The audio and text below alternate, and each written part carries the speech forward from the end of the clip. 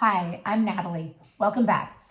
Today, I just wanted to give some tips and pointers on having the conversation with your spouse.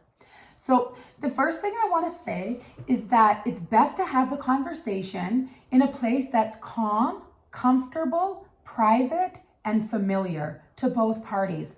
It's already a pretty heavy conversation, so you want to make sure that everyone's comfortable.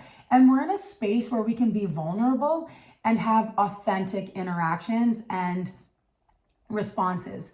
We're not going out to dinner and having this conversation because it doesn't allow us to respond in a fashion that is true to us. We kind of have to pat it down because now we have an audience, and this conversation does not need an audience. So also make sure that there's no interruptions. So if you have little children in that, if they're out of the house, it works even better because you can turn off your phones, you can turn off the TV, the children are perhaps with somebody else, and you have that time and that space to be able to have the conversation. So it's also important that you're in the mental space to have this type of conversation. There's no point in having it if you feel stressed out or upset or irritated. It's not going to go well if you do those things.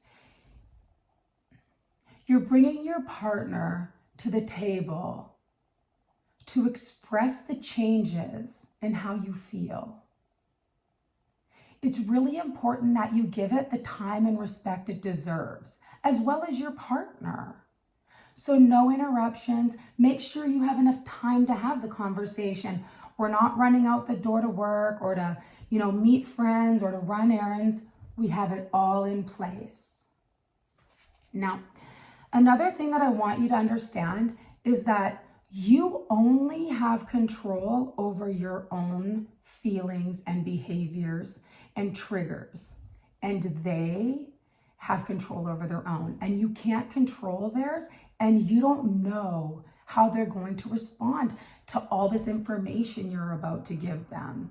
So make sure that you know what you want. Write down your points so that you can stay focused.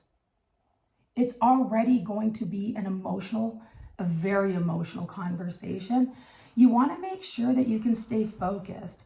It also helps that if you have it written down, you can listen to the other person for what they're saying and not just merely to respond, because your stuff's right there. You're not going to get off track.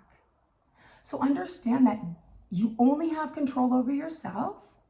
So make sure that you're in control of it, okay? Because you're about to give a lot of information out.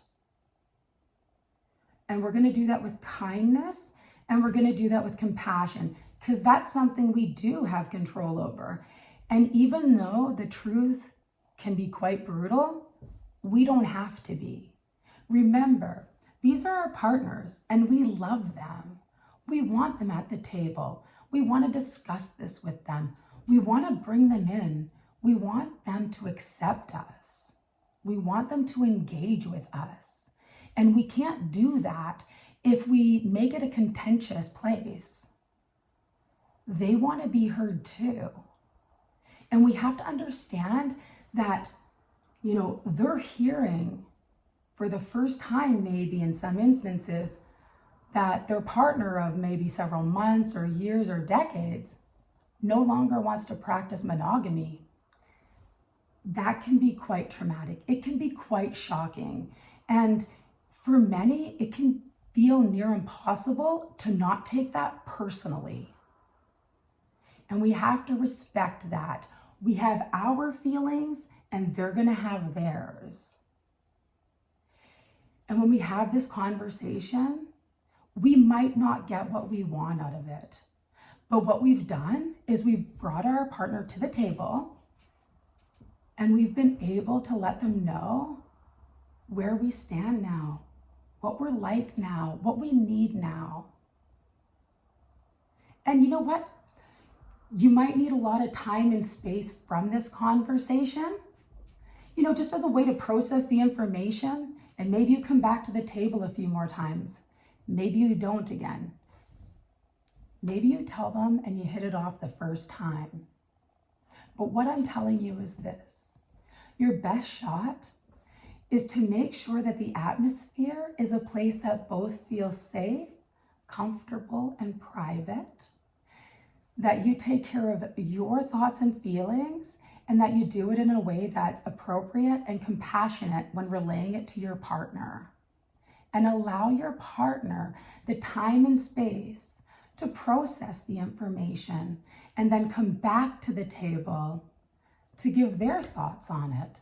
It takes time, it takes grace, and it takes a lot of love and patience, but you can do it. And these are just some tips and pointers that I thought you could use along the way, but please feel free to modify and add any in the comments. Thanks so much.